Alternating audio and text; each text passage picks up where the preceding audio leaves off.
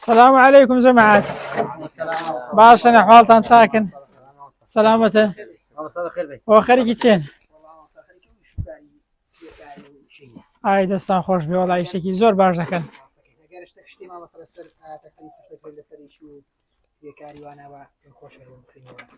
وەڵا زۆر شت هەیە دەستان خۆش بێ ئیشێکی زۆر باش دەکەن. پێغەمبەر صلی الله عليه وسلم لە فەرمایشتێکدا دەفەرمێت کە ئیمامی بوخاری ڕیواەتی کردووە، دەفەرمێت ئینسان هیچ کاتێک ڕزق و ڕۆزیەکی نەخواردووە، ماڵ و سامانێکی بەدەست نەهێناوە و نەیخواردووە کە باشتر بێت لەوەی کە بە دەستی خۆی پەیدا دەکات و کار و کەسابەتی دەکات.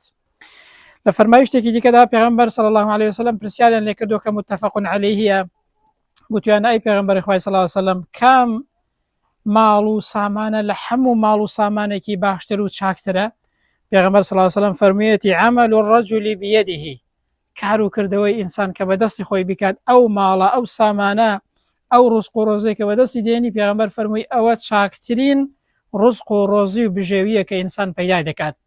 لە فەرمایشتێکی دیکەدا کە فەرمایشتێکی صحیحە پێغەمبەر دەفەرمێت صلی الله عليه وسلم ئینسان ئەگەر نیەتی پاک بێت لەگەڵ ئەو کار و کەسابەتەی کە دەیکات، جاکرێکاری بێت، ئیش و کار بێت، وەستایی بێت، دوکانداری بێت، هەر ئیش و کار و کەسابەتێکی بێت، پێغەمبەر دەفەرمێت کە نیەتی تێیدا پاک بێت، یعنی ئیشەکەی بە چاکی بکات، بەڕێک و پێکی بکە، حەقی خۆی پێ بدا، پێغەمبەر دەفەرمێت صلی الله عليه وسلم ئەوە باشترین ڕزق و ڕۆزی و کار و پیشەیە کە ئینسان بیکات، ئەوە چاکترین شتە. ئیمامی عومەر ڕەزا و ڕەحمەتی خوای گەورەی لێ بێت دەفەرمێت کاکە دامەنیشن لە ماڵەوە هەر دانیشن و دوعا بکەن و بڵێن ئەی خوای پەروەردگار ڕزق و ڕۆزیمان بدەی، هەر تەنها دوعا، بەڵکو چ بکەن؟ بەڵکو کار بکەن، ئەوجا دوعا بکەن. دەفەرمی کاکە خۆ ئاسمان زێر و زوی نابارێنیت هەر لە ماڵەوە دانیشی بڵێ خوای ڕزق و ڕۆزیم بدەی. طبعا ئەوە شتێکی خراپە، دوعاکردن لە دوای کارکردن دەست پێ دەکات.